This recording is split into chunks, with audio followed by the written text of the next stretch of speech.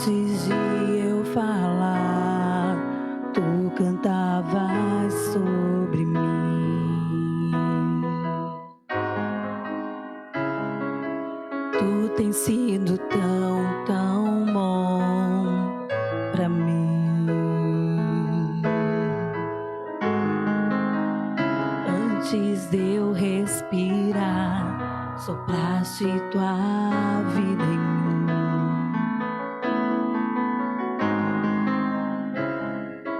Tu tens sido tão, tão bom pra mim.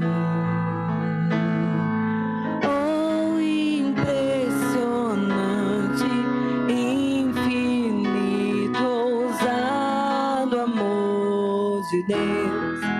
Oh, que deixa as 99 só pra me encontrar.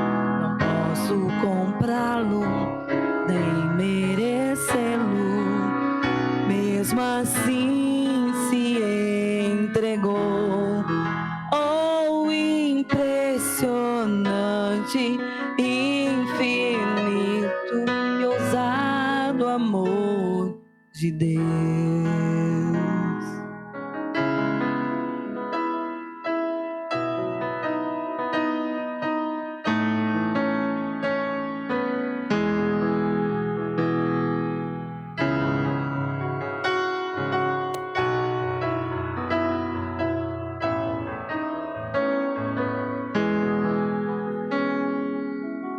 Inimigo eu fui, mas teu amor lutou por mim. Tu tens sido tão, tão bom pra mim. Não tinha valor, mas tudo pagou por mim. Tu tens sido tão, tão bom pra mim. Oh, impressionante, infinito, ousado amor de Deus. Oh, que deixa as 99 só pra me encontrar. Não posso comprá-lo, nem merecê-lo. Mesmo assim se entregou. Oh, impressionante, infinito, ousado amor de Deus.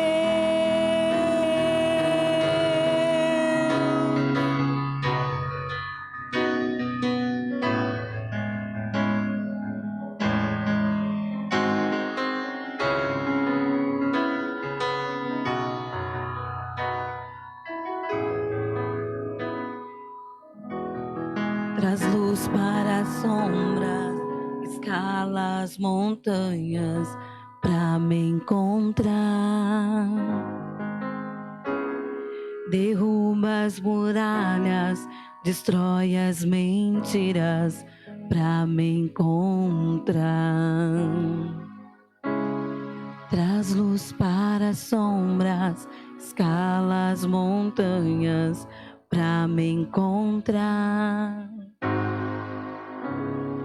Derruba as muralhas, destrói as mentiras pra me encontrar. Traz luz para as sombras, montanhas pra me encontrar. Derruba as muralhas, destrói as mentiras pra me encontrar. Oh, impressionante, infinito, ousado amor de Deus. Oh, que deixa as 99 só pra me encontrar. Não posso comprá-lo, merecê-lo, mesmo assim se entregou. Oh, impressionante, infinito e ousado amor de Deus. Muito bom dia a todos os nossos irmãos e amigos. A paz do Senhor Jesus. É uma alegria poder nesta manhã estar conectado com você através desta live da nossa EBD em casa. E hoje nós estamos aqui com uma EBD especial, onde ao meu lado direito temos aqui o coordenador da nossa escola dominical e professor Abel Arruda. Também nós temos aqui à nossa esquerda o evangelista Marcos, que é aluno da escola bíblica dominical, pregador da palavra, e eu aqui como pastor da igreja e também professor da escola dominical, onde todos os domingos às 9 da manhã nós temos o privilégio de chegar até você e poder comunicar a palavra do Senhor, trabalharmos o ensinamento da escola dominical nesse período tão singular da pandemia, de isolamento social, em que nós não podemos estar fisicamente na nossa escola bíblica, na igreja do Areião, mas não deixamos com que os irmãos ficassem sem o aprendizado da nossa revista da escola dominical, onde nesse trimestre nós estamos estudando a respeito da igreja eleita. E você que ainda quer adquirir a revista da escola dominical, você pode nos procurar, mandar mensagem pelo WhatsApp ou até mesmo através desta live, ou após a EBD, você passar aqui na igreja do Areião e retirar a sua revista, pois nós temos aqui disponível para todos aqueles que quiserem adquirir a revista da escola dominical. Nós iremos nesse instante fazer uma oração de agradecimento ao Senhor e logo após estaremos indo de louvor. Louvaremos a Deus com um hino da nossa harpa cristã, como fazemos aos domingos, e logo após daremos início à nossa aula da Escola Bíblica Dominical, lição de número 8. Então, desde já, você já pode ir pegando aí a sua Bíblia, pegando o seu caderno com anotação, para também pegar a sua caneta, o seu lápis, e poder também, se você tiver a revista, ter a revista em mãos, para que você possa acompanhar aqui os nossos professores que estarão ministrando a palavra e também interagindo. Caso você tenha uma pergunta, você pode fazer de acordo com o tema que estamos abordando, e também ao final de cada tópico nós estaremos aqui também respondendo as perguntas, tá bom? Vamos orar nesse instante. Amado Deus e eterno Pai, no nome precioso do Teu Filho amado Jesus, a nossa gratidão por estarmos aqui nesta manhã. E mais uma vez, Senhor, pedimos a Tua bênção, a Tua graça, que o Senhor nos conduza em tudo e que nós possamos, meu Deus, estar aqui centralizados na Tua palavra e alcançar os corações, os nossos irmãos em casa, no trabalho, daqueles que estarão nos acompanhando, bem como aqueles que estarão assistindo posteriormente a esta live de ensinamento da Tua palavra. Que o Senhor nos abençoe e nos conduza em tudo para a glória do Teu santo e precioso nome. Amém e amém. Quero agradecer também o Áquila, que está aqui no teclado, a Késia, que está ali como a nossa secretária, a Jennifer, também no monitoramento desta live, e o Valmir também na técnica de som. Vamos de louvor nesse instante, hino de número 88 da nossa harpa cristã, cantando aqui ao vivo, Késia e Áquila aqui no teclado.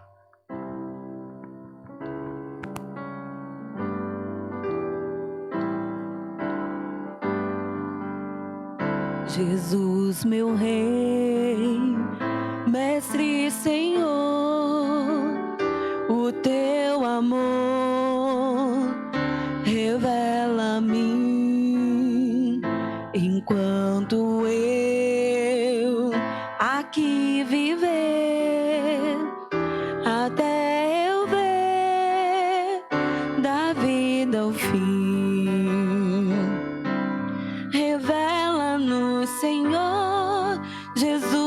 Salvador, as maravilhas mil do teu divino amor, e com veraz louvor, fervente gratidão, elevo a ti, Jesus, Senhor, o nosso coração. As bênçãos mil do teu amor, qual esplendor me cercarão. O teu olhar será, Jesus, a grata luz no coração. Revela-nos, Senhor, Jesus, meu Salvador, as maravilhas mil do teu divino amor, e com veraz louvor, fervente gratidão, elevo a ti, Jesus, Senhor, o nosso coração. Sorrisos teus verei brilhar, se não andar no mundo vil, desfrutarei, prazer verás, tempo de paz primaveril. Revela-nos, Senhor, Jesus, meu Salvador, as maravilhas mil do teu divino amor, e com veraz louvor, fervente gratidão, elevo a ti, Jesus, Senhor, o nosso coração. E quando for no céu morar e descansar dos dias meus, feliz viver, receberei de ti, meu Rei, meu Santo Deus. Revela-nos, Senhor, Jesus, meu Salvador, as maravilhas mil do teu divino amor, e com veraz louvor, fervente gratidão, elevo a ti, Jesus, Senhor, o nosso coração. Que maravilha! Muito bem, nesta manhã nós queremos agradecer a todos aqueles que já estão conectados conosco. Nós temos aqui 53 famílias conectadas e certamente outros que irão chegando. E queremos pedir para que você permaneça até o fim e acompanhe o nosso ensino e estudo da Escola Bíblica Dominical. Lembrando que ao final nós estaremos sorteando um dos meus livros, O Poder da Palavra Inspirada, e você precisa mandar aí hashtag EBD em casa, hashtag EBD em casa, e no final nós estaremos sorteando para aquele que permanecer aí e ao final, ao ter o seu nome sorteado, responder de imediato aí para que nós possamos então entregar para você este livro que vai abençoar a sua vida e também vai lhe ajudar a estudar a palavra do Senhor. Então não esqueça, hashtag EBD em casa, você manda que a nossa secretária vai anotar para que nós ao final façamos este sorteio. Muito bem, hoje a nossa lição de número 8 da Escola Bíblica Dominical está aqui numa mesa preparada aqui para o nosso debate, e já gostaria primeiro para que o evangelista Abel, coordenador e também professor da Escola Dominical, saudasse os nossos internautas, aqueles que estão conectados, e depois o evangelista Marcos também, como aluno, também sendo professor de Escola Bíblica Dominical, possa fazer isso. Abel. Queridos e queridas, é com prazer que eu cumprimento a todos com bom dia, na paz do Senhor. É uma alegria poder estar aqui estudando a palavra de Deus. Temos sido abençoados nos últimos domingos com o pastor ministrando os estudos da sua casa, mas esta semana nós estamos fazendo diferente para que você receba algo da parte de Deus com excelência, com alegria e com debate, que é o que faz a gente aprender um pouco mais. Fique aí e acompanhe conosco esse estudo que vai ser uma bênção em nome de Jesus. Muito bem, muito obrigado, evangelista Abel, nosso coordenador da escola, e também com a saudação, evangelista Marcos. Pai do Senhor a todos os irmãos, é uma alegria estar esta manhã para participarmos juntos da EBD. Louvo a Deus pela sua vida, que está conectado conosco. Fiquem aí porque nós estaremos aqui falando da palavra de Deus, nessa lição rica, maravilhosa, e com certeza nós e vocês serão abençoados esta manhã. Que Deus abençoe a sua vida, a sua casa, a sua família, no nome do Senhor Jesus. Maravilha. Agradecemos ao Senhor por esta rica oportunidade e privilégio. Então você, com o material na sua mão, já pode então acompanhar o início da nossa escola bíblica dominical em casa. Hoje, dia 24 de maio de 2020, estaremos estudando, subordinado ao tema edificados sobre o fundamento dos apóstolos e dos profetas. Um tema muito relevante e com certeza você irá, juntamente conosco, aprender muita coisa boa. O nosso texto áureo está registrado na carta de Paulo aos Efésios, capítulo 2, verso 20, edificados sobre o fundamento dos apóstolos e dos profetas, de que Jesus Cristo é a principal pedra de esquina. A nossa verdade prática, Jesus Cristo é a pedra basilar da igreja, que está edificada por meio dos ensinamentos dos apóstolos e do testemunho dos profetas. Na revista também você pode encontrar a leitura bíblica em classe, que é a leitura que é tomada como base para o estudo da lição de número 8, que está registrado em Efésios capítulo 2, do versículo 20 ao versículo 22, e também no Evangelho de Mateus capítulo 7, versículos 24 ao 27.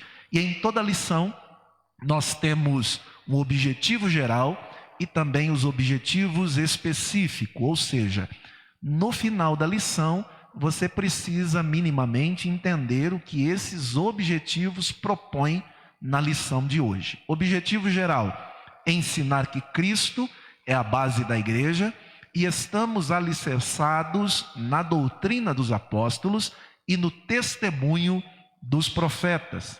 Objetivos específicos são 3. Primeiro, explicitar que no Antigo Testamento Deus habitou no tabernáculo e no templo, mas que no Novo Testamento e habita em nós por meio do seu Espírito Santo. 2. Apresentar o fundamento da igreja como a doutrina dos apóstolos e o testemunho dos profetas. 3. Refletir que somos templo do Espírito Santo e devemos viver em santidade. Então esses são os nossos objetivos para a lição de hoje. E o comentarista, na introdução, ele diz que por meio da reconciliação efetiva na cruz, Cristo formou a igreja. Na aula passada, nós vimos esse aspecto da reconciliação, Deus reconciliando o mundo consigo mesmo através do seu Filho Jesus Cristo, como Paulo assim aborda no capítulo 2 da sua carta aos Efésios, versículo 13 a 19. O apóstolo Paulo compara esta reconciliação, este propósito de Cristo na cruz do Calvário, que deu origem à sua igreja, ele compara a um edifício em construção. E ele vai falar sobre a pedra angular, edificada sobre o alicerce que é Cristo e os seus fundamentos, onde nós veremos isso detalhadamente em cada tópico da nossa lição. Então nós já podemos aqui, após esta introdução, ter aqui com o professor e coordenador Abel a exposição do tópico de número 1. E ao final estaremos então vendo aí se chega alguma pergunta e também podermos assim interagir com vocês. A palavra com o nosso professor Abel. Muito bem. Queridos, para nós então entendermos um pouco sobre esse edifício espiritual que somos nós, nós precisamos voltar um pouquinho lá no Antigo Testamento, para nós meditarmos um pouco. Eu faço isso como um pano de fundo, em 2, 3 minutos eu encerro isso aqui. Para nós entendermos o nosso corpo como o templo do Espírito Santo. Então, é necessário até voltar um pouco mais. Nós precisamos voltar lá no início, lá no Jardim do Éden, onde tudo começou, que nós vamos perceber que existe uma vontade eterna de Deus em se comunicar, em ter relacionamento, em ter comunhão conosco. Foi exatamente por isso que nós fomos criados por Ele, a sua imagem e a sua semelhança. E nós vamos ver que esse relacionamento de Deus para conosco, essa comunhão, já começa a acontecer com o primeiro casal, Adão e Eva, lá no Jardim do Éden. Passa pelo filho deles, Abel, que é o primeiro a oferecer um culto de sacrifício ao Senhor. Depois com os descendentes de Sete, que é outro filho de Adão e Eva. Ali passa Enoque, Noé e todos aqueles nomes que nós vemos antes do dilúvio. Depois Deus continua aquele relacionamento, essa comunhão com Abraão e todos os demais patriarcas, chegando até Moisés com o povo de Israel. Neste momento da história, em que já está o povo de Israel formado ali, escravizado no Egito, Moisés liberta esse povo e lá no deserto, Deus então manda construir o primeiro edifício espiritual, por assim falar, para manter a comunhão com o povo, chamado tabernáculo, né? Para que a sua presença estivesse continuamente com o povo. Isso está lá em Êxodo. Acompanhem comigo a leitura aí rapidamente. Êxodo 25, versículos 8 e 9. Diz assim a palavra do Senhor: E me farão um santuário, e habitarei no meio deles, conforme tudo o que eu te mostrar para modelo do tabernáculo e para modelo de todos os seus móveis, assim mesmo o fareis. Então, no momento em que nós já temos um povo estabelecido, Deus manda instituir então o tabernáculo, para que a presença dele estivesse representada naquele tabernáculo e estivesse sempre com o povo. Séculos depois, anos depois, esse tabernáculo foi substituído pelo templo que foi construído pelo rei Salomão. E lá nesse templo continuava então a realização dos cultos, dos sacrifícios, da comunhão com Deus. Olha comigo em 1 Reis capítulo 6, versículos 11 a 14. 1 Reis capítulo 6, versículo 11 a 14, diz assim o Senhor Deus: Então veio a palavra do Senhor a Salomão dizendo: Quanto a esta casa que tu edificas, se andares os meus estatutos, e fizeres os meus juízos, e guardares todos os meus mandamentos, andando neles, confirmarei para contigo a minha palavra, a qual falei a Davi teu pai. E habitarei no meio dos filhos de Israel, e não desampararei o meu povo de Israel. Assim edificou Salomão aquela casa e a aperfeiçoou. Tudo isso nós estamos falando para que nós entendamos que o Senhor Jesus, o nosso Deus Todo-Poderoso, sempre quis ter esse relacionamento, essa comunhão conosco. Mas com a vinda de Jesus e com a sua obra salvífica que ele operou lá na cruz do Calvário, nem o templo, nem o tabernáculo passaram então a ter esse valor que tinha no Antigo Testamento. Por que que não? Porque eu e você, através do nosso corpo, da nossa alma e do nosso espírito, passamos a ser a igreja do Senhor.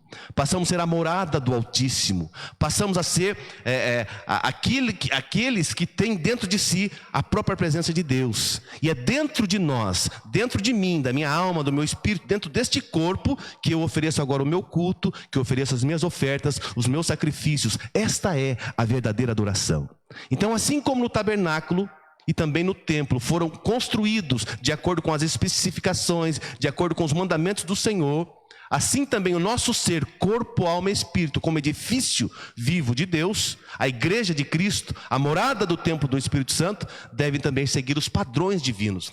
Deve também seguir, ser edificado sobre esses fundamentos que nós estamos aprendendo hoje, que são os fundamentos dos apóstolos e dos profetas. Dito isso, a gente vem para o primeiro ponto, então, que o autor vai falar sobre o santuário dos judeus, que é o templo. Primeiro foi o tabernáculo do deserto, depois, como eu já citei, o templo de Salomão, o templo que estava em Jerusalém, que era o símbolo do exclusivismo da nação de Israel. Como nós vimos na lição passada, o pastor ministrando, este templo, ela tinha algumas proibições. Gentios não poderiam entrar nesse templo, o homem sem ser passado por purificação não poderia entrar nesse templo. Então existia um motivo de inimizade, principalmente entre judeus e os não judeus, que eram gentios, que não podiam adentrar naquele templo. Por isso havia aquilo que nós aprendemos semana passada, essa questão da inimizade horizontal entre homens e homens, e também a inimizade vertical entre homem e Deus. Jesus vem e recupera esse relacionamento que havia sido perdido, que agora dependia de templo, que dependia de tabernáculo. Jesus recupera então aquilo que nós aprendemos semana passada, e ele então entra com a abolição das leis cerimoniais, desfazendo aquilo que era como questão de inimizade. Ele formou então essa nova humanidade chamada igreja. E o templo judaico neste momento perde a sua relevância. E Jesus já sabia disso um dia. Um dia os apóstolos chegaram em Jesus, os discípulos: olha, Senhor, que templo lindo, olha que construção incrível. E Jesus fala assim: olha, está vendo esse templo? Não vai sobrar pedra sobre pedra que não seja derribada. E aquilo aconteceu naquela geração. 40 anos mais ou menos depois que Jesus volta ao céu, no ano 70, o general Tito entra com o exército romano e destrói o templo de Jerusalém, destrói os muros, destrói a cidade de Jerusalém. Então Jesus já sabia que dependeria do próprio ser humano. Crendo em Jesus, agora não tem mais templo, não tem também nem sinagoga, porque os que criam em Jesus eram expulsos das sinagogas. Onde é que eles iam cultuar agora? Então Jesus traz essa revelação: você e eu, nós somos o templo do Espírito Santo agora. É interessante, né, Abel, que essa analogia, tanto o templo físico mesmo de Jerusalém seria derribado, como Jesus faz alusão também a ele mesmo, né, que seria morto e depois ressurgiria no terceiro dia, né? Exatamente, já mostrando em si o corpo humano como templo do Espírito Santo. E aí então sai a relevância do templo judaico e entra então um novo santuário, uma nova visão de templo, que seria então, ponto 2, o santuário cristão. O autor vai falar que as pessoas que pertencem a Cristo agora são comparadas a um edifício onde Deus habita no Espírito Santo. O próprio Senhor Jesus disse isso lá em João capítulo 14, versículos 16 e 17. Ele fala assim: eu rogarei ao Pai, e Ele vos dará um outro Consolador para que fique convosco para sempre, o Espírito da verdade, que o mundo não pode receber e nem o conhece, porque não o vê, mas vós o conheceis, porque habita convosco e estará em vós. É uma promessa que Jesus faz. Então, queridos, o próprio Salomão, quando ele constrói o templo, está lá no Antigo Testamento, ele reconhece que o templo que ele construiu lá em Jerusalém não poderia conter a Deus, porque Deus é muito maior do que qualquer coisa que a gente possa construir. E o próprio Estevão também, já no Novo Testamento, o primeiro Marte, ele diz que o Altíssimo não anda, ou não habita, melhor dizendo, em templos feitos por mãos de homens.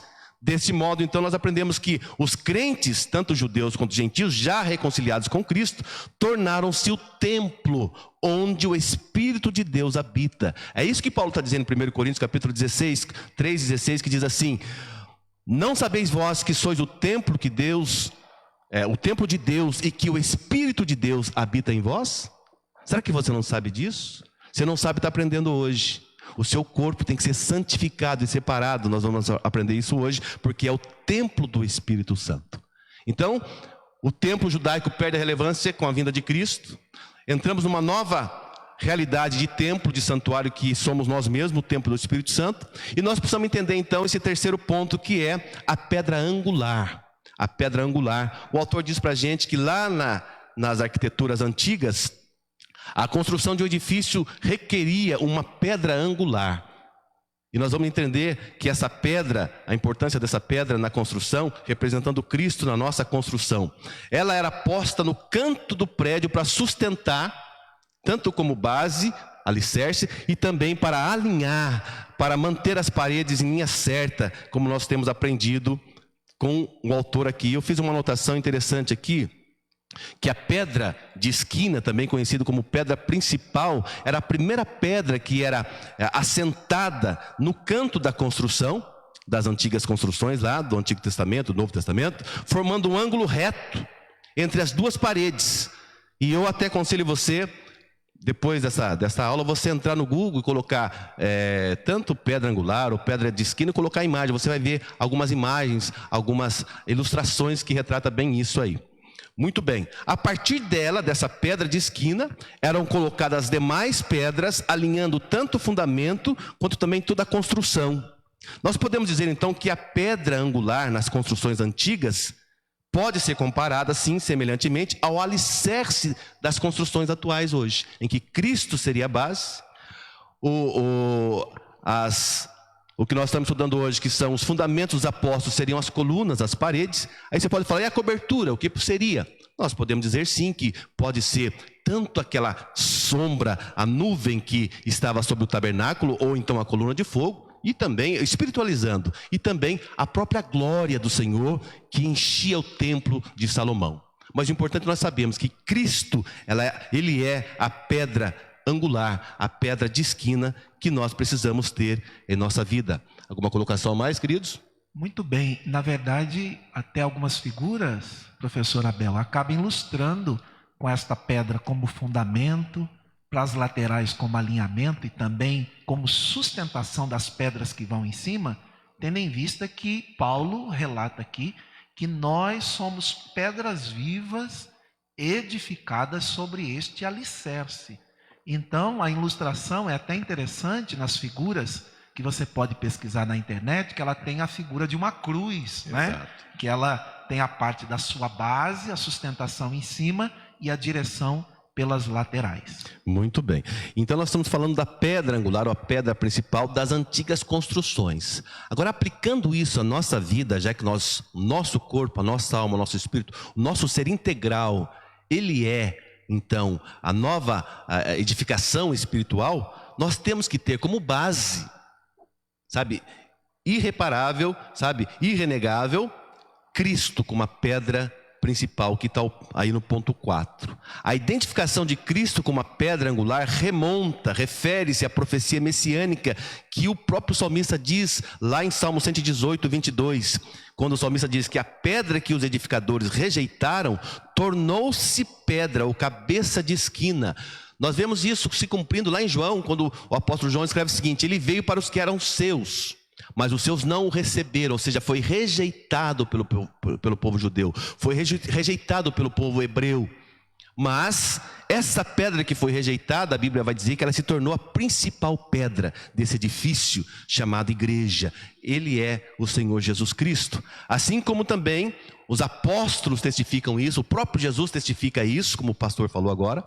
Portanto, essa pedra angular deste novo santuário é o nosso próprio Senhor e Salvador Jesus Cristo. Não pode ser colocado outra base, outro fundamento.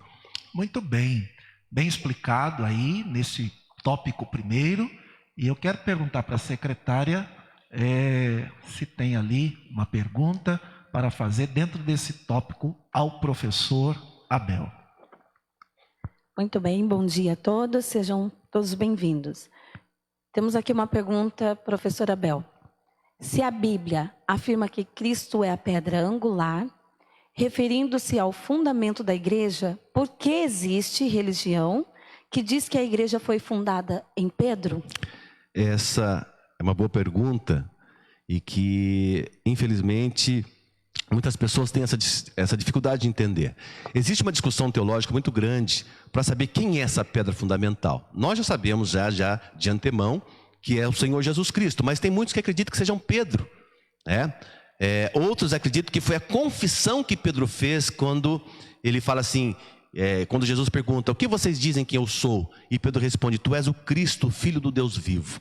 Então, alguns acreditam que essa afirmação, ou que o próprio Pedro é o fundamento da igreja, ou é a pedra fundamental da igreja. E há outros, como nós, que estamos aqui, que acreditamos, que cremos que essa pedra é o próprio Cristo. Jesus falou o seguinte para Pedro em Mateus 16:18: Tu és Pedro, e sobre esta pedra edificarei a minha igreja, e as portas do inferno não prevalecerão contra ela.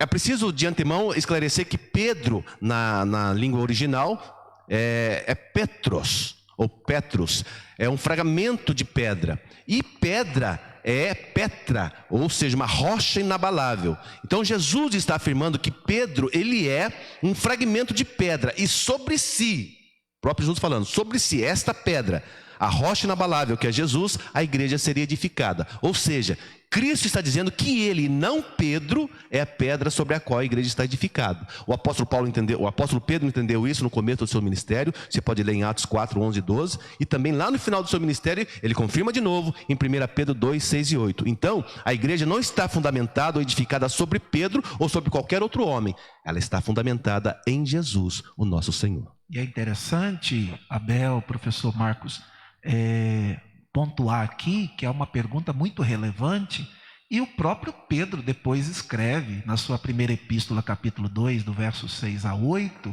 né, dizendo que Cristo é a pedra principal e que nós somos pedras espirituais, pedras vivas construídas sobre este fundamento como um edifício. Então, se o próprio Pedro afirma que Cristo é o alicerce, essa pedra fundamental, jamais Pedro poderia ser o fundamento da igreja, como alguns assim defendem. Quer dizer, a igreja subsistiria as forças espirituais da maldade se ela estivesse fundamentada em um homem? O que você acha, você que está em casa? Você acha que a igreja iria subsistir todos esses anos de perseguição, sabe, de luta, sabe, de ataque, se tivesse baseado ou fundamentado em um homem? Não. Ela não subsistiria às forças espirituais que a Bíblia chama de as portas do inferno. Porque se ela estivesse edificada sobre um homem, seja ele que homem for, porque o homem ele é vulnerável, o homem ele é sujeito a fraquezas, o homem é sujeito a quedas, ela não subsistiria. Assim foi a vida de Pedro, cheia de fraquezas, cheia de falhas. Assim é a minha vida, assim é a sua vida. Não tem como a igreja ser baseada em nós, homens ou mulheres. Deus sabe que nós somos pó, a Bíblia diz isso. Por isso ele não edificaria a sua igreja sobre pó, sobre fraquezas. Ela está fundamentada sobre uma rocha inabalável, repetindo que é Jesus Cristo. Por isso as forças do inferno não são capazes de destruir a igreja, porque a base dela é Jesus Cristo, nosso Senhor. muito bem, muito obrigado, professor Abel, por essa explanação do primeiro tópico da nossa lição e com uma resposta muito bem clara das perguntas que foram feitas aqui. Sendo assim, nós poderemos prosseguir para o tópico de número 2, onde fala sobre o fundamento dos apóstolos e profetas. E ele tem basicamente aqui a definição para saber o que é um apóstolo, depois falar sobre a doutrina dos apóstolos e também falar, em terceiro lugar aqui, a relação do testemunho dos profetas. E isso cabe a mim agora poder conversar com você um pouquinho e explanar este segundo tópico da nossa lição, o fundamento, apóstolos e profetas. Primeiramente, nós precisamos definir aqui o conceito de apóstolo. A palavra grega apóstolos ou apostoleu significa aquele que é enviado como um mensageiro para proclamar uma mensagem. O apostolado, ele também tem como base a própria natureza da missão de Cristo, assim como Cristo foi enviado por Deus para uma missão específica, relevante, de suma importância, uma missão extraordinária que era salvar o mundo. Também os apóstolos, ao serem comissionados, chamados por Cristo, eles tinham esta missão de proclamar o evangelho ao mundo para que as pessoas também pudessem serem salvas. Hebreus capítulo de número 3, verso 1 vai dizer: por isso, irmãos santos, participantes da vocação celestial, considerai a Jesus Cristo, olha que interessante, apóstolo e sumo sacerdote da nossa confissão, mostrando que o apóstolo está diretamente relacionada à natureza da missão de Cristo. 1 de João capítulo 4, verso 14 diz: e vimos e testificamos que o Pai enviou o seu Filho para Salvador do mundo. Então, assim como Jesus foi enviado, também os apóstolos, a palavra apostoleu significa aquele que é enviado para uma missão específica. E nós vemos isso nos evangelhos de Mateus, Marcos e Lucas, que usam esse mesmo termo para os 12 escolhidos pelo próprio Senhor. E Paulo também é um desses chamados posteriormente, ou por último, como ele faz esta abordagem, pois os apóstolos precisariam ter algumas características específicas, que nós iremos falar daqui a pouquinho sobre elas, conforme está em Atos capítulo 1, versículo 21 a 22. Então Paulo também foi chamado pelo próprio Senhor para ser apóstolo. Lá em 1 Coríntios 15, 8 e 9, ele fala que após a ressurreição de Cristo, Cristo se apresentou por um período de 40 dias para aproximadamente 500 pessoas, e também aos apóstolos, constituídos na época por ele mesmo, para Tiago, e Paulo diz, e por último a mim, como um abortivo. E Paulo até dizia, olha, eu nem deveria ser considerado apóstolo, por causa desta exceção e dos requisitos que existiam, mas ele também diz que ele é apóstolo porque ele foi chamado pelo próprio Senhor para exercer esse ministério. Por isso que Paulo muitas vezes tinha que dar explicações a respeito do seu ministério. No ponto 2, vai falar sobre a doutrina dos apóstolos. Embora não se possa dissociar das pessoas o ofício que elas ocupam, o que constitui o fundamento da igreja não são os apóstolos em si.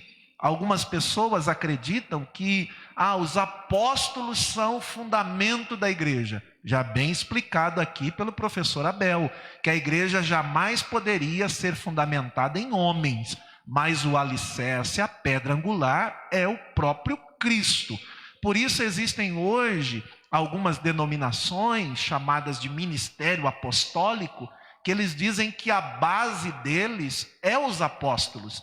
Nós dizemos que a base nossa é Cristo, e a doutrina sim dos apóstolos, como a lição bem traz. Os apóstolos, eles receberam diretamente de Cristo o ensinamento, a doutrina, para depois então comunicar essa doutrina e trabalhar nessa questão da edificação desse edifício espiritual, e também trazer o fundamento da igreja, que em cima daquele fundamento da igreja que é Cristo, continuar desenvolvendo este edifício espiritual. E a Bíblia, vai dizer claramente que nós não podemos lançar outro, professor Abel e Marquinhos, outro fundamento do que aquele que já existe.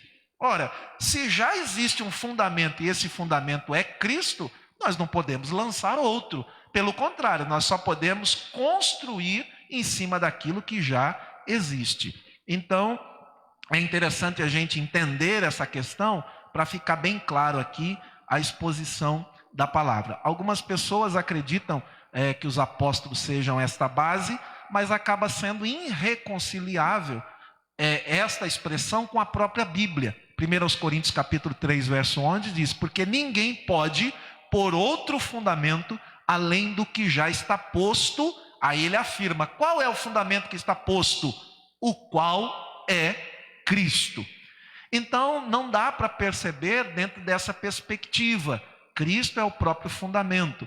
Quando Atos capítulo 2, verso 42 diz, perseveravam na doutrina dos apóstolos, vem a pergunta, qual seria a doutrina dos apóstolos? Ora, se os apóstolos foram convocados, comissionados, chamados por Jesus para estar com Ele, e depois da morte, ressurreição e ascensão de Jesus, poder então ir ao mundo pregando, eles só poderiam pregar uma mensagem, uma doutrina, que era aquilo que eles tinham aprendido com Cristo, tendo autoridade espiritual para poder estabelecer essas doutrinas da igreja, como também a própria escrituração da Bíblia, que eles tinham autoridade para isso, e após cessar este ministério do apóstolos aqui, no tempo bíblico, a revelação estaria fechada como devidamente está.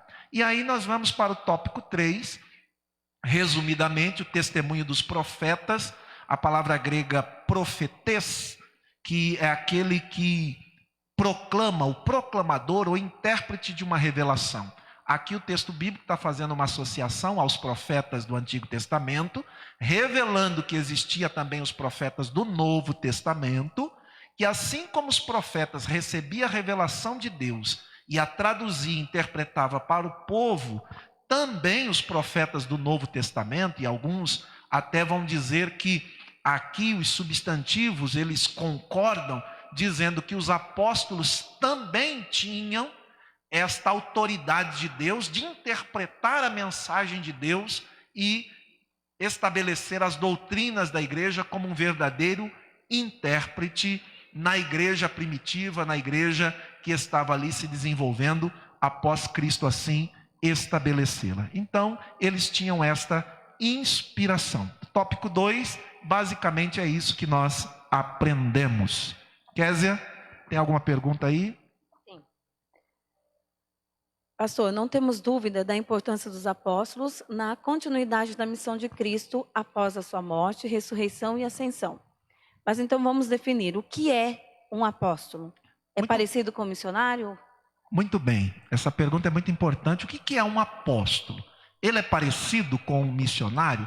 É importante a gente ver duas palavras. Primeira palavra hebraica, shaliá, que significa aquele que interpreta, aquele que recebe a revelação, aquele que tem autoridade de Deus, revelando aquilo que os rabinos no Antigo Testamento denominavam aos profetas, que era o sentido desta palavra, shaliá, como o enviado sendo a própria pessoa que o enviou. Ou seja, é como se aquele enviado fosse o próprio que o enviou, ou seja, mostrando a autoridade que ele tinha para receber essa revelação e transmiti-la. A palavra grega apostoleu, como eu já disse aqui, aquele que é enviado para uma missão específica, tendo a mesma natureza de Jesus Cristo. Então, o apóstolo, basicamente, é aquele que é enviado para uma missão. É parecido com o missionário? Sim. Na nossa cultura, atualmente, a palavra que mais se adequa ao apóstolo são os missionários, que são enviados para romper barreira e realizar uma missão específica. Existe apóstolos igual aos que existiam na igreja primitiva ainda hoje? Boa pergunta. Existe apóstolo igual da igreja primitiva ainda hoje? Eu acredito, à luz da Bíblia, que o ministério apostólico, além de ter sido um ministério específico para a igreja primitiva, tanto é verdade que existem características que confirmam isso. Então, portanto, eu acredito que não existe apóstolo com as mesmas qualidades, com o mesmo ministério da igreja primitiva. Por quê? Quem poderia ser apóstolo? Os requisitos estão lá em Atos capítulo 1, versículo 21 a 22. Conviviam com os apóstolos, começaram o ministério desde o batismo de João Batista até a morte e ressurreição de Jesus. Precisariam ser testemunha da ressurreição de Cristo até a sua ascensão aos céus. Significa dizer que só poderia, professor Marcos, ser alguém contemporâneo de Jesus. não poderia ser alguém posterior. Por quê? Para você ser testemunha da ressurreição, só poderia viver naquele tempo. Pastor. Não é uma aparição, mas sim uma ressurreição física. Alguém que se aparece fisicamente para um apóstolo. Por isso Paulo sofria o constante ataque dizendo que não era considerado apóstolo. Sim, e ele mesmo acaba confirmando que ele era como um abortivo em 1 Coríntios 15, 8 e 9, pois que, além de Jesus se manifestar por 40 dias para aproximadamente 500 pessoas, ele também se manifestou aos apóstolos. Aí Paulo vai dizer a Tiago como apóstolo e por último a mim, dizendo que após ele, Jesus não se manifestou mais ninguém. E ele era como um abortivo, por isso Paulo humildemente dizia que até não deveria ser considerado apóstolo por causa disso. Mas depois ele confirma dizendo que ele recebeu o chamado e Cristo apareceu a ele. Tem uma pergunta, Kézia? Sim, a dúvida, né? É. Porque muitos ainda hoje se dão esse título de apóstolo. Muito bem. Na verdade, eu vou já responder isso daí, baseado aqui naquilo que eu estou expondo, mas eu quero deixar bem claro que o ministério apostólico, ele tinha que ser um chamamento direto de Cristo, porque Cristo é que chamou os apóstolos. Ninguém mais pode se denominar se Cristo não chamou. E às vezes alguém fala assim, mas eu fui chamado por Cristo. Não é um chamado assim. E outra, existe na Bíblia Sagrada os fundamentos para isso. Os apóstolos eram dotados de autoridade espiritual para implementar e também desenvolver o aspecto doutrinário da igreja, como uma revelação autoritativa. Também eles foram dotados de poder para realizar milagre, professor Marcos, que não se fez mais no decorrer da história, só naquela época, de cidades inteiras receberem o poder de Deus, milagres, como Samaria, no batismo no Espírito Santo, cura, quando Filipe chegou lá, e depois os demais chegaram para orar, como Pedro, João, estender as mãos, e o milagre acontecer naquela região. Mais do que isso, eles também foram chamados e dotados de capacidade, não só para interpretar a revelação, estabelecer doutrina, realizar milagres, mas para escrever a própria Bíblia, que era uma revelação que foi dada para aquela época e não mais. Por quê? Se tivesse apóstolo hoje, significaria que a revelação estaria aberta. E eles poderiam escrever, e a gente tem que sempre estar editando uma nova Bíblia. E isso não é verdade. A revelação de Deus está fechada aqui na Bíblia Sagrada. E mais do que isso, para fechar, por que não poderia ter apóstolo intitulado hoje? Poderia até dar esse nome mais associado, conforme a pergunta que veio, a relação de missionário, aquele que é enviado. Mas a maioria que usa esse título é mais pelo cargo que exerce na instituição. Tem aí o presbítero, o evangelista, o pastor, aí já coloca lá o bispo, aí depois ele não está contente com o bispo, ele coloca apóstolo, aí não está contente com o apóstolo, ele põe pai apóstolo, e daqui a pouco ele é semideus. E a gente precisa tomar um cuidado com isso. Por quê? Na Bíblia Sagrada, os apóstolos, no número de 12, representavam as 12 tribos de Israel. Então o número não pode ser mais do que 12. Apocalipse 21, você pode anotar aí, versículo 12 e 14, fala de 12 portas, 12 anjos, 12 tribos, os muros da cidade tinham 12 fundamentos, com 12 nomes de 12 apóstolos. Sendo assim, não poderia ter mais do que 12 apóstolos.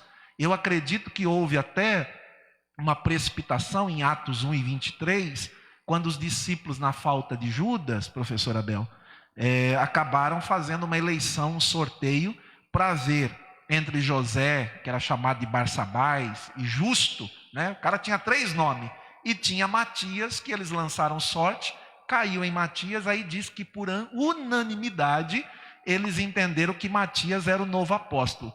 Após esse texto, você nunca mais ouve falar de Matias, quando Deus, na verdade, já tinha preparado o apóstolo Paulo para ser o apóstolo que entraria nas fileiras daqueles chamado pelo próprio Senhor Jesus, porque aqui no caso de Matias não foi Jesus que chamou, então já desqualificaria como apóstolo.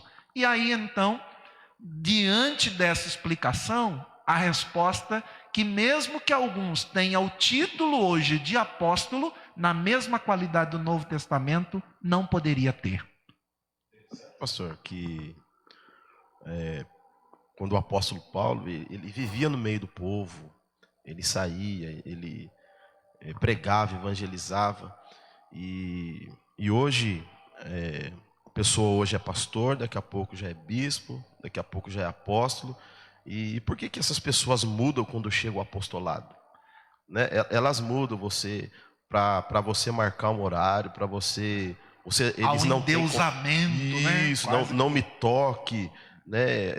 Eu sou ungido do Senhor. Isso para ele atender alguém é uma dificuldade terrível. Quando na verdade, professor Marcos, quando alguém, se ela cresce em questão do reino de Deus, quanto mais ele cresce espiritualmente, mais humilde deveria ser. Sim. Acessível ao povo, né? Uma pessoa que continuaria sendo aquela pessoa que o povo tem acesso. O problema é que as pessoas já começam a andar com segurança, aí carro blindado, aí ninguém chega mais perto. Diferente, porque nós não falamos aqui que a missão dos apóstolos tem a mesma natureza da missão de Cristo? Ora, se Cristo era acessível ao povo, por que o apóstolo não ser? Então, mostra que apóstolo, como existia lá no passado, todos eles foram. E hoje não existe ninguém naquelas qualificações e características para ser. Então, na verdade, é mais um título que a pessoa acaba colocando, mas não tem a mesma natureza bíblica de apóstolo como tinha no passado. E outra coisa, né, o professor Abel? As pessoas têm medo dos apóstolos, não sei porquê, né? Nossa, não fala, né? Não sei o que, né? Tem medo de... É pela imagem que acaba transmitindo erroneamente, porque se o apóstolo está como embaixador de Cristo, ele tem que estar no meio do povo. O povo tem que ter acesso, o povo tem que tirar dúvida com ele, não aquele endeusamento, como já foi falado aqui. Mas é isso. Correto. Aí. Muito bem, sendo assim, nós podemos passar para o tópico 3, edificados para a morada de Deus. E você pode mandar a sua pergunta, participar, interagir conosco aqui, que é muito bem-vinda. Professor Marcos irá fazer aqui o resumo do tópico 3, e assim, chegando pergunta, nós também assim o faremos. Professor. 3, ele nos vai falar sobre edificados para a morada de Deus, um edifício bem ajustado. A expressão todo edifício bem ajustado cresce e indica um processo contínuo de desenvolvimento dos crentes, né? Quando eu falo edifício bem ajustado, esse edifício é bem ajustado pelo arquiteto mestre, que é Cristo Jesus. Isso a gente encontra em Efésios capítulo 2 e o versículo 21, que diz assim: no qual todo o edifício é ajustado e cresce para tornar-se um santuário no Senhor. Eu posso também dizer que o capítulo 4, professor Abel, e o versículo de número 16, se puder ler para nos ajudar, o capítulo 4 de Efésios e o versículo 16, esses dois textos falam de um estreitamento relacionado entre crentes. O Abel pode ler, por gentileza, o 4 e o 16. Diz assim a palavra do Senhor: do qual todo o corpo, bem ajustado e ligado pelo auxílio de todas as juntas, segundo a justa operação de cada parte, faz o aumento do corpo, para a sua edificação em amor. Então essa ilustração de edifício bem ajustado, em construção, transmite o sentido de crescimento dinâmico da igreja. Isso aqui é maravilhoso, né? E esse crescimento, ele é sobre orientação do cabeça, que é Cristo, né? E isso aqui alegra o nosso coração, por quê? Porque o processo de crescimento como ilustração dos ministérios mútuos, eu olho eu posso falar aqui de amor, de maturidade e de unidade. Quando eu falo maturidade e falo unidade, são impossíveis viver maturidade e unidade sem amor. E Paulo vai dizer na sua carta aos Coríntios, capítulo 13, né, que sem amor ele nada seria. Você pode entregar o seu corpo, você pode fazer tudo, mas o amor é essa base também, né? É muito importante esta colocação de maturidade, de crescimento, se não tiver o amor como base, né? Sim, e se falando na questão do templo do Senhor, o Espírito Santo, ele mora dentro de cada um de nós. Ele mora dentro de cada pessoa, mas de cada pessoa salva.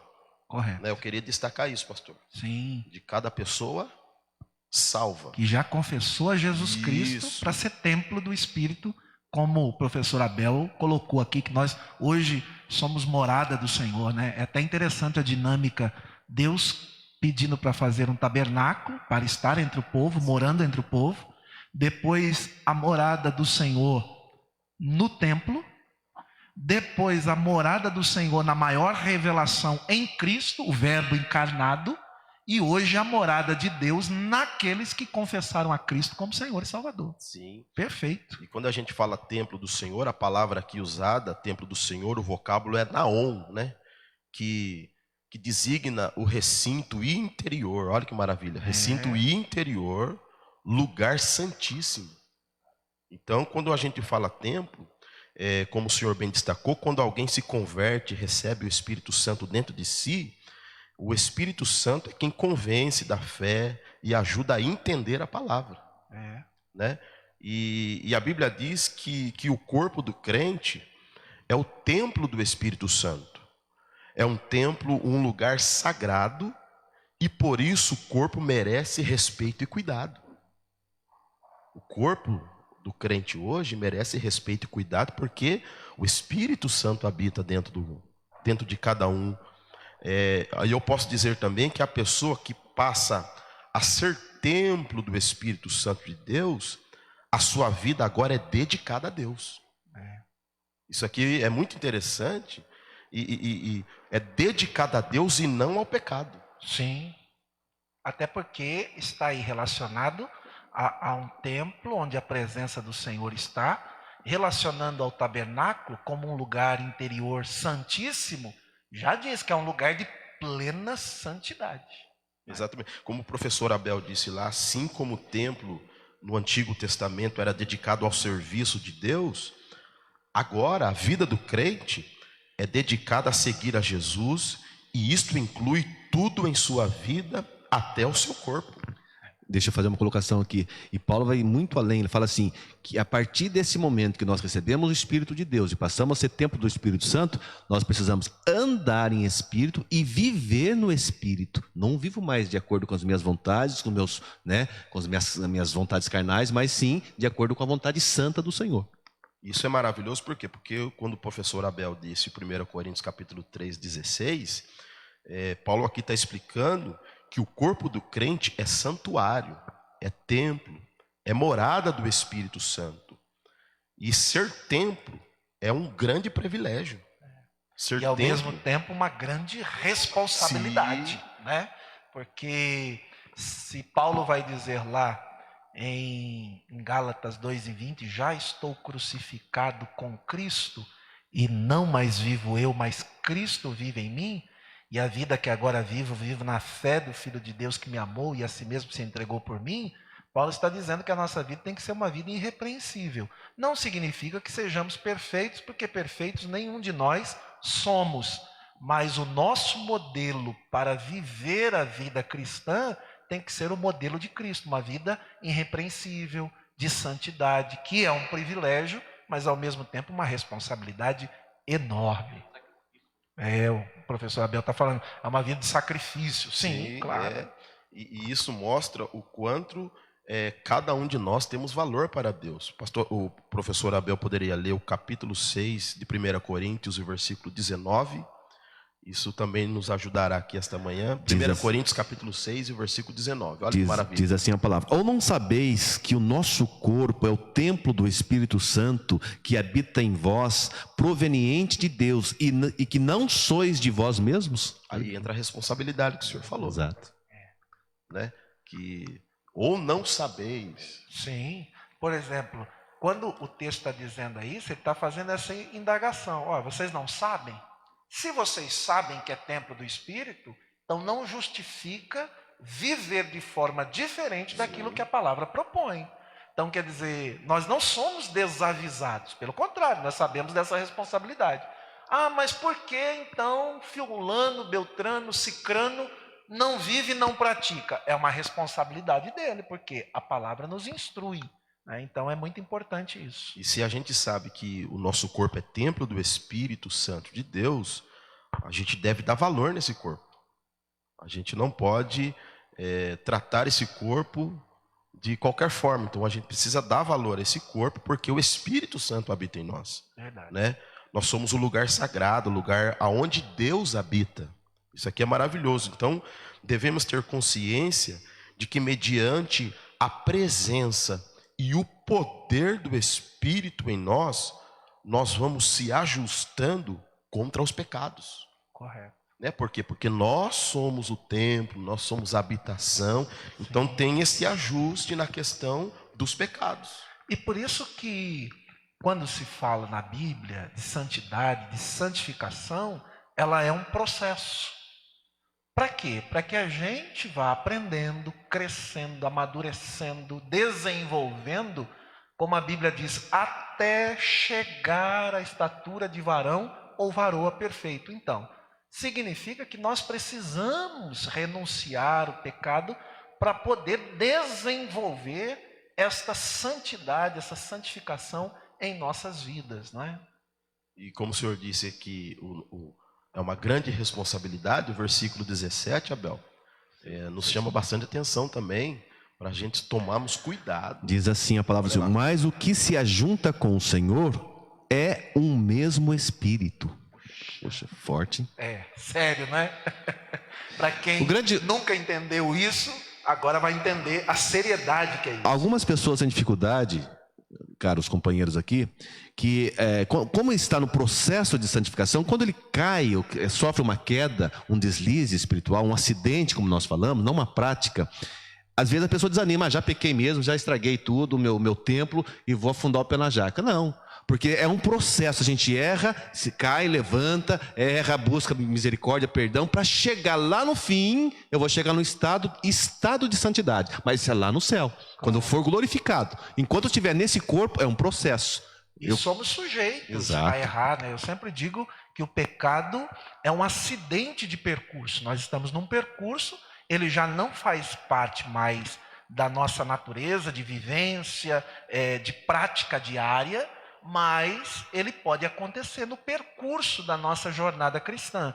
Mas isso não significa que eu errei e agora, então eu vou deliberadamente continuar pecando. Não, é a hora que o Espírito Santo fala conosco e diz: olha, você pisou na bola, você errou, agora você precisa se reerguer, consertar, abandonar esse pecado, pois aquele que confessa e deixa alcança misericórdia. Né? Sim, e o interessante também, para a gente ir caminhando para o final, o capítulo 3 e o versículo 17 de 1 Coríntios, entra na questão daquilo que o pastor falou, que é uma responsabilidade, né? Olha o que diz Isso aqui. se enquadra muito bem na responsabilidade. A responsabilidade. Olha só como nós somos responsáveis por nosso ser, nosso corpo, alma e espírito. 17, 1 Coríntios 3, 17. Se alguém destruir o templo de Deus, Deus o destruirá, porque o templo de Deus, que sois vós, é santo, é separado. Olha que maravilha. Então a gente entende que Paulo é aquele que adverte sobre aqueles que procuram destruir o templo do Espírito Santo. Paulo aqui está se referindo a todos que se dedicam a afrontar, corromper e se opor propositalmente à igreja. Isso aqui é interessante, que a gente lendo e estudando, e seja por falsas doutrinas, né, ou por meio de uma vida mundana, né, e outra que busca influenciar os membros do corpo de Cristo ao erro. A Bíblia usa uma expressão muito forte, professor Marcos, dizendo que esses são inimigos da cruz. Isso é forte. Rapaz, você ser um inimigo da cruz de Cristo é algo muito sério. É algo assim que você treme, né? Então nós precisamos tomar muito cuidado para não ir para esse caminho. Porque senão nós estaremos lutando contra o Evangelho de Cristo. É o que Paulo fazia. E Jesus teve que aparecer para ele e ele disse: quem és, Senhor? Eu sou Jesus a quem tu persegues. Puxa, era muito sério. Graças a Deus, Deus tinha um plano na vida dele, transformando para ele se tornar uma bênção entre as nações, pregando o Evangelho. Mas é muito sério você ser um inimigo, um perseguidor do Evangelho de Cristo, alguém que é contra a igreja de Cristo, né? Sim, então, e resumindo tudo isso daqui, nós somos a morada de Deus, né? Isso aqui é maravilhoso. Então vemos que cada um de nós é morada de Deus, e que crescemos juntos, né? Crescemos juntos, uns com os outros, para sermos o templo sagrado de Deus. A palavra morada aqui é mone, né? Que significa lugar permanente, habitação e lar. É isso que nós somos.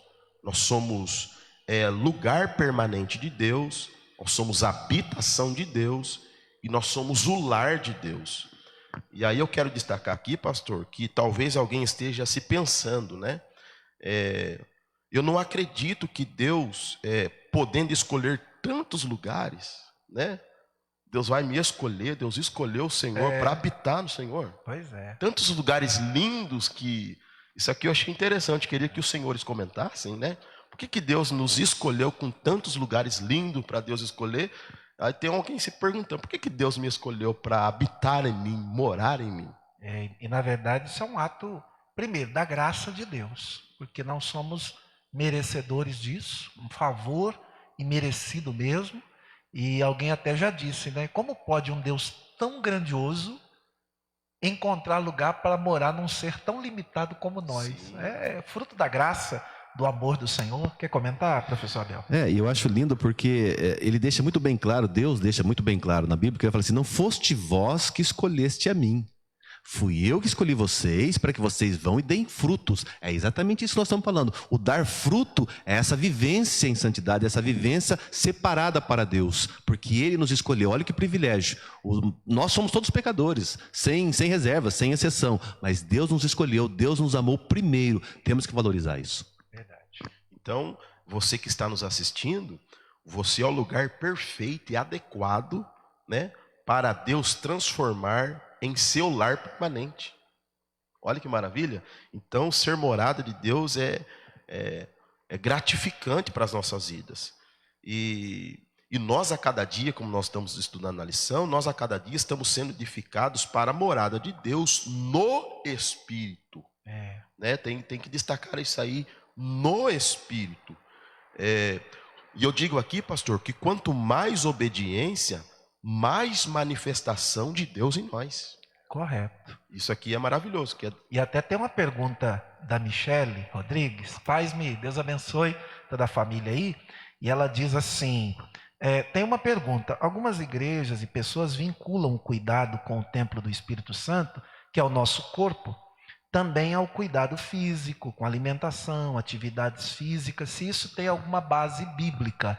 Eu não sei se você vai se lembrar, mas acho que quase 2 anos atrás nós tivemos uma lição que falava sobre isso, sobre o cuidado do corpo na escola dominical. E eu me lembro que eu dei uma aula para uma sala única falando a respeito desse cuidado do corpo como templo do Espírito Santo. Ora, se nós destruirmos, né, esse templo, diz a Bíblia, o Senhor nos destruirá. Ou seja, se agora nós somos templos do Espírito Santo, é claro que nós devemos ter os devidos cuidados. É importante cuidar do corpo? Sim. Quando Paulo escreve em Romanos 12, ele diz: rogo-vos, pois irmãos, que apresentei, rogo, pois irmãos, pela compaixão de Deus, que apresentei os vossos corpos como sacrifício vivo, santo e agradável ao Senhor, que é o vosso culto racional. A Bíblia diz que nós devemos apresentar todo o nosso corpo, todo o nosso ser ao Senhor. Então, é importante também esse cuidado. Talvez a gente não cuide melhor do nosso corpo, fisicamente, com alimentação, essas coisas, porque nós somos um tanto descuidados a esse respeito.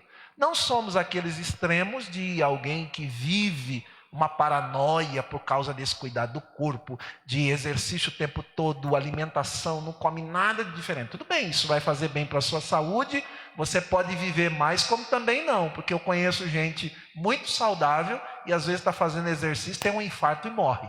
Então é relativo. Mas quando a Bíblia usa a questão do cuidado, Michele, fala sim do cuidado do corpo físico, mas principalmente do cuidado nesse templo no sentido espiritual, de você não colocar coisas impuras espiritualmente em nós, que macule esse santuário. Assim como no tabernáculo era proibido alguém entrar imundo lá na presença de Deus, como santuário de Deus, Deus também não quer que a gente coloque imundície dentro de nós.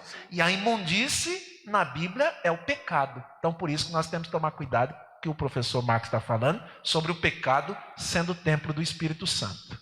E para finalizarmos aqui, esse resumo aqui, nós somos o templo do Espírito, Deus habita em nós. Então nós somos especiais, pois Ele nos escolheu para habitar em nós, né? Ele fez de nós o seu lar, Ele vê em nosso coração um lar perfeito, né? Ele fixou, ele fixou residência em nós. Em nós. Isso aqui eu quero destacar, eu anotei aqui, residência em nós permanente. Jesus chegou a dizer, né? Aquele que confessa a mim e o Pai, viremos a Ele e faremos nele morada. A morada ali é residência permanente. Né? E eu destaquei aqui, pastor, que nada pode mudar essa realidade. Amém. A não ser nós. Sim. Né? Nem o diabo pode fazer isso se a gente não permitir. Né? A Jo essa semana me mandou uma pergunta e falou: pastor, qual é o maior inimigo do homem? Eu falei: o próprio homem. Porque nem o diabo, ainda que a gente fale espiritual, como ele é inimigo e tal, mas se nós estamos em Deus e permanecermos nos princípios, propósitos do Senhor, nem o diabo pode fazer nada conosco. E outros, sem autorização de Deus. Se Deus ele fez morada em nós permanente, ninguém pode chegar, o professor Abel, e despejar esse que já está em nós. Sim. A não ser nós mesmos. Não há despejo do inquilino. Só nós mesmos. É só nós mesmos, né? Sim. Mas o Senhor, sabemos que isso aqui é maravilhoso. A Kézia tem, acho que uma pergunta que chegou. Pode fazer, Kézia. Passar que chegou uma, mas eu vou pôr à frente. Fala. Nós entendemos a importância do crescimento espiritual. Como o cristão consegue esse crescimento? Qual é a forma? Tem alguma medida, um procedimento? Como o cristão consegue? Desse tópico. Tá. O crescimento espiritual, ele é resultado natural da vida dedicada a Jesus, né? E amadurecer na fé. Todo crente precisa crescer espiritualmente. E como que eu faço para crescer espiritualmente? Né? Isso aqui depende de duas coisas. Primeiro, é comigo mesmo. Né? Comigo mesmo. E segundo, é a presença do Espírito Santo em mim. Então, Deus nos faz crescer, mas precisamos permitir que Ele trabalhe em nós, para que esse crescimento venha acontecer. Eu gosto da expressão que Paulo usa quando havia uma briga na igreja de Corinto, um querendo ser de Apolo, de Paulo, e aquele negócio, aí Paulo diz: quem é Apolo? Quem é Paulo? Ele falou: um planta, o outro rega, mas quem dá o crescimento é Deus. Né? Então, é muito importante isso. Dentro dessa mesma questão, tem uma pergunta do Wilson Costa. O que é necessário, então, para o crente ser bem ajustado? O que é necessário para o crente ser bem ajustado? Esse crente, ele precisa ler a palavra, orar, buscar, né? Ter uma E aí vida nós de vamos comunhão. de dedicação, uma vida de obediência, Sim. né? Isso vai se ajustando. Quanto mais eu oro, quanto mais eu leio a palavra, Quanto mais conheço quanto a mais palavra. conheço a palavra, isso dá um ajustamento. Até porque, professor Marcos, boa pergunta aí. É primo da Kézia, nosso primo, Wilson Costa, lá de Osasco. Obrigado por estar conosco, querido.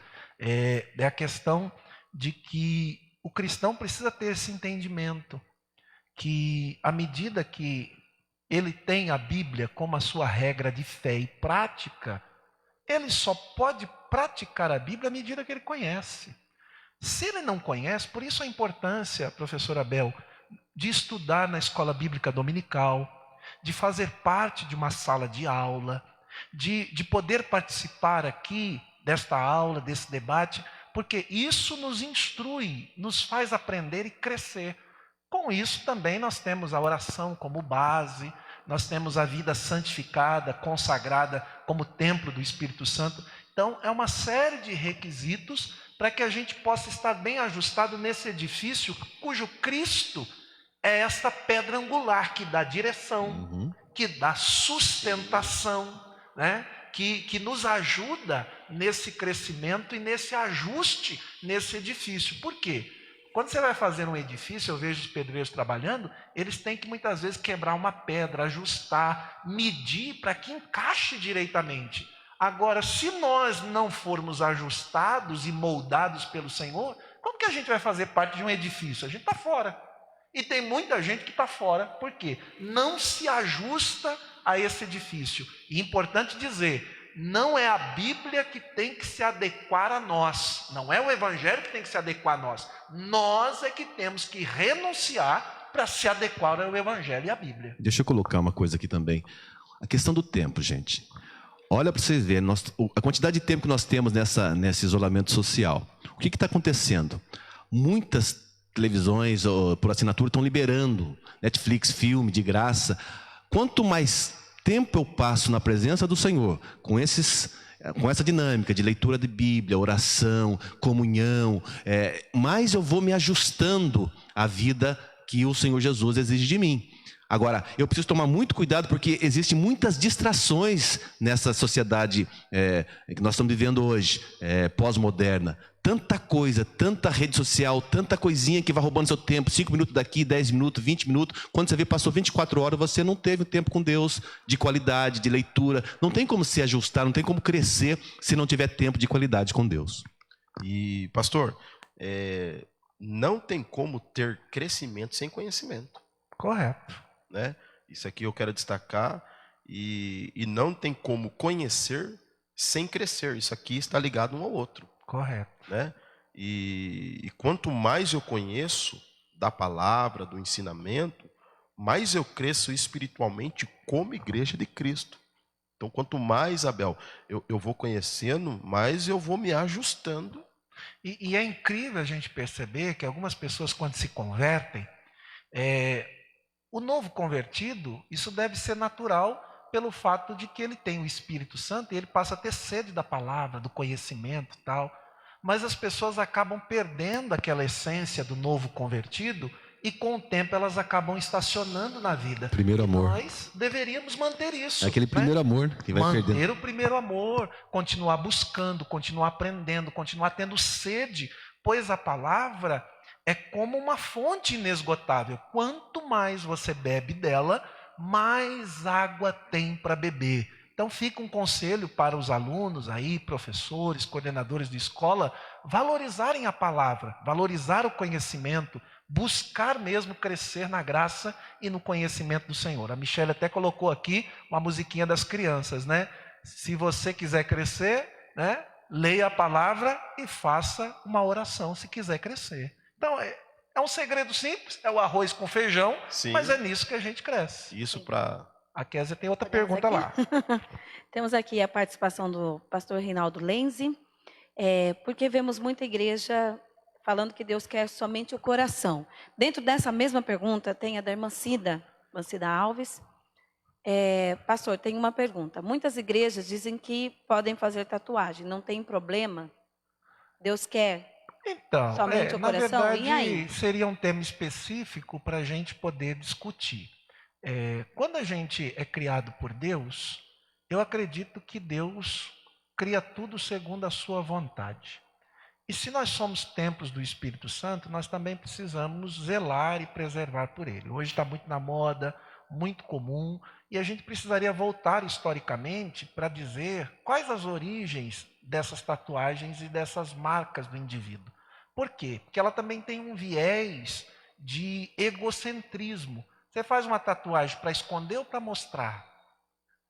Para evidenciar, para marcar. Então, tem todo um aspecto que precisa ser analisado e, sensatamente, a gente sempre recomenda que um cristão convertido, eu acho que ele tem muitas coisas mais importantes que se preocupar do que com isso. E eu acho que esses detalhes, tal, eu não quero julgar aqui quem tem, quem não tem, eu acho que cada um. Mas eu acredito que à medida que nós nos convertemos, nascemos de novo, nós temos prioridades tão importantes na vida cristã que essas coisas acabam sendo sem importância para o viver cristão. Isso acrescenta alguma coisa no viver cristão? Eu acredito que não. Então, é questão de maturidade, de sensatez, e cada um deve saber E essa disso. questão de que Deus quer só o coração?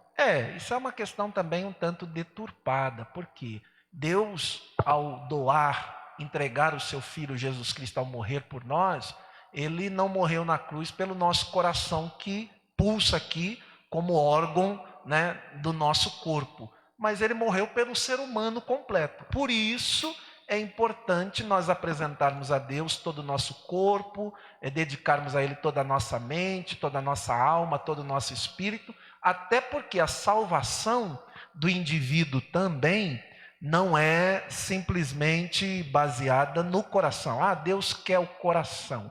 É porque geralmente as pessoas trabalham a questão do coração como órgão.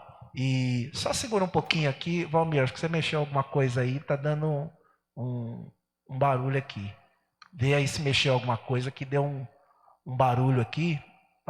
Dá uma olhadinha aqui nas caixas, por favor. E então a turma acha que Deus só quer o coração, ou como antigamente alguém dizia, Deus só quer a alma. Não, o Senhor Jesus morreu pelo ser humano completo, corpo, alma e espírito, irrepreensível ao Senhor. É o que Paulo diz em 1 Tessalonicenses, se não me engano, 2, quando ele diz que nós devemos manter irrepreensíveis para a vinda do nosso Senhor Salvador Jesus Cristo, nosso corpo, alma e espírito, é o ser integral.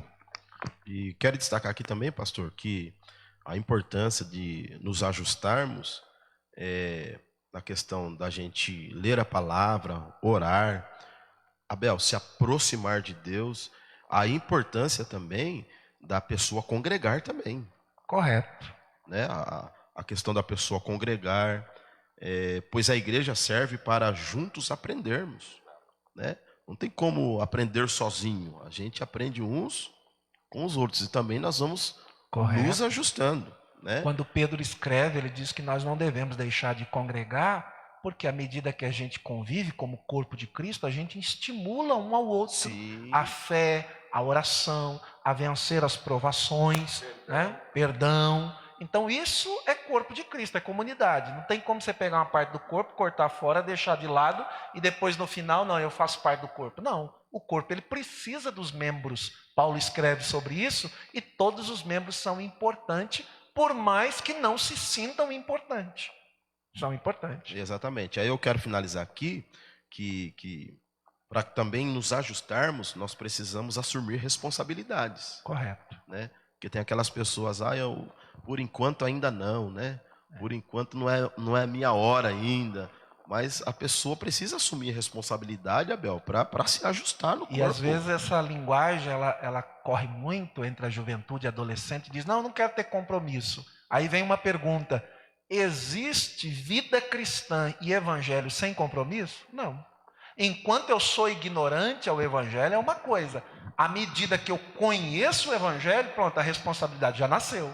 Seja eu batizado ou não, seja eu firme ou não, eu conheço a verdade. E a Bíblia usa uma ilustração, professor Abel e professor Marcos, muito forte, dizendo assim, que seria melhor a gente não conhecer do que conhecer e não praticar e não viver o evangelho. Aí a ilustração é essa: seria melhor você amarrar uma corda no pescoço, uma pedra de paralelepípedo ou de mó e se precipitar no abismo, mostrando a seriedade quando a gente conhece o evangelho.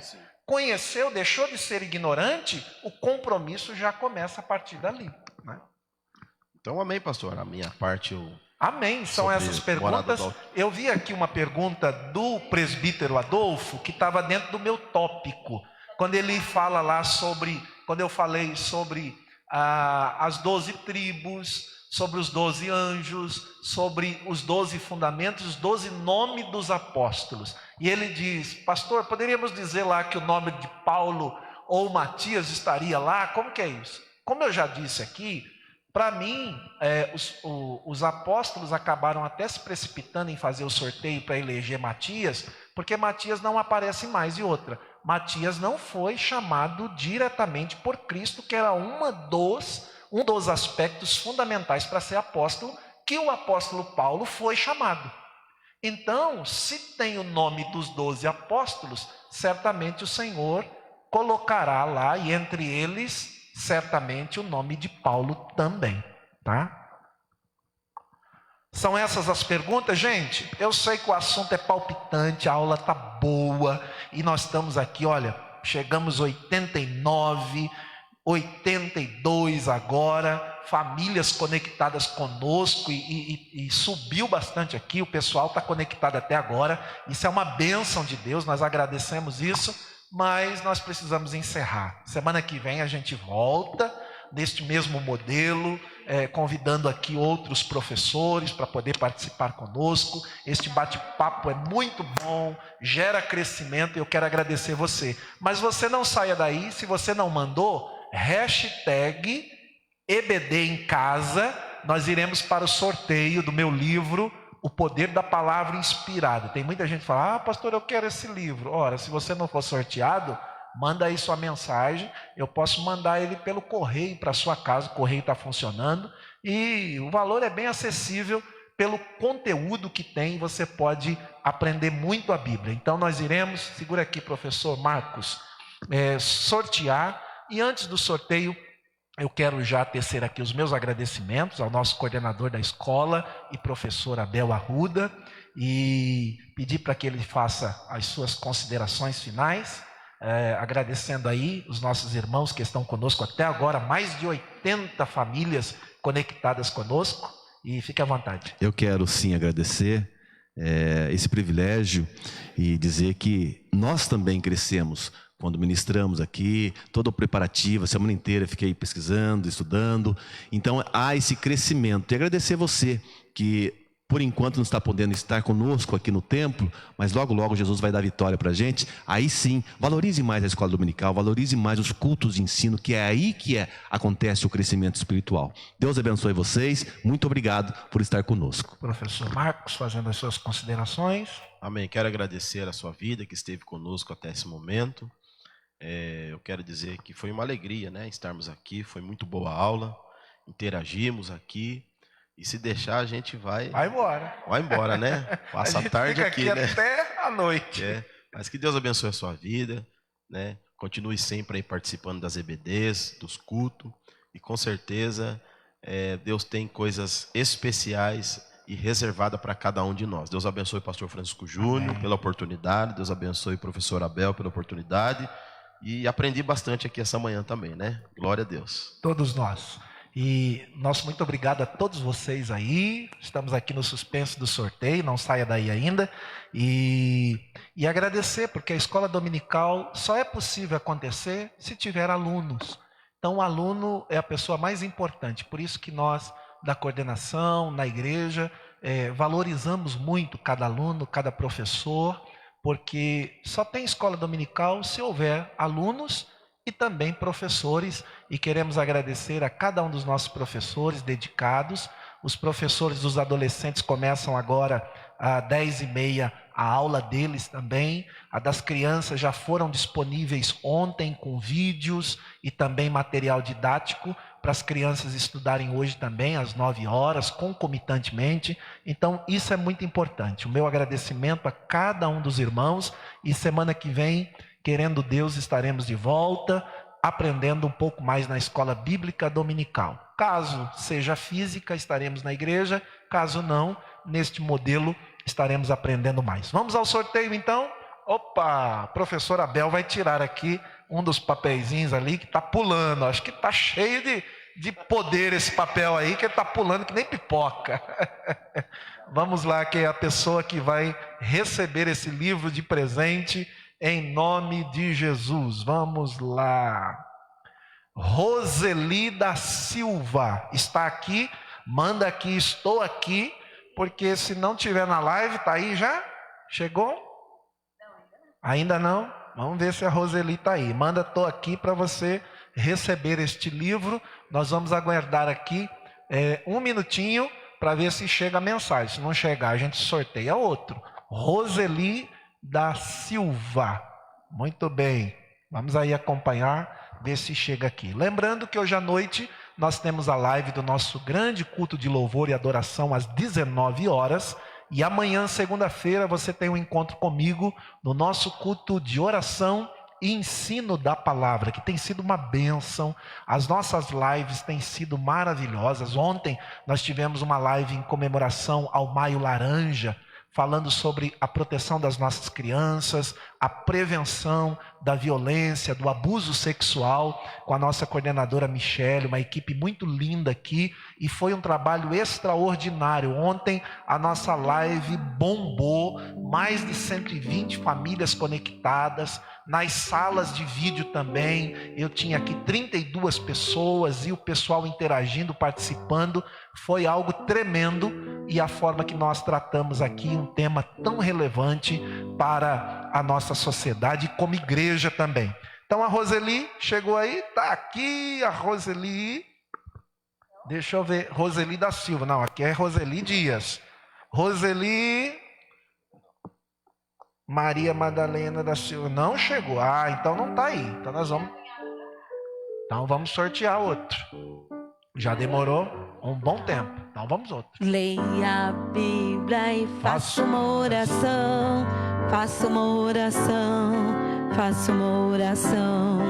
Leia a Bíblia e faça uma oração, se quiser crescer, se quiser crescer, se quiser crescer. Lucilena. Irmã Lucilena, lá do Três Marias. Se tiver aí, irmã Lucilena, manda um ok para nós encerrarmos esta live e poder entregar este livro. Se não tiver aí não tá. Irmã Lucilena, eu acho que é a irmã Lúcia, lá do Três Marias. Vê se tá aí, irmã Lúcia. Manda um alô aqui, tô aqui, para a gente poder confirmar. Muito bem. Nós temos aqui quase 90 famílias conectadas conosco aqui nesta live. O povo não quer que a gente termine, não. Dá um ok aqui, irmã Lucilena, porque se não der um ok, em 30 segundos nós vamos sortear outros, só para aqueles que ficaram até o final da nossa live. Vamos para mais um? Opa, acho que já deu tempo, segundos aí. 30 segundos. Não chegou? Chegou, estou aqui, parabéns, uma salva de palmas aí, Deus abençoe. Gente, um grande beijo nos seus corações e nunca esqueça, acreditar é essencial, mas ter atitude é o que faz a diferença. Muito obrigado a todos, até logo mais à noite, em nome do Senhor Jesus.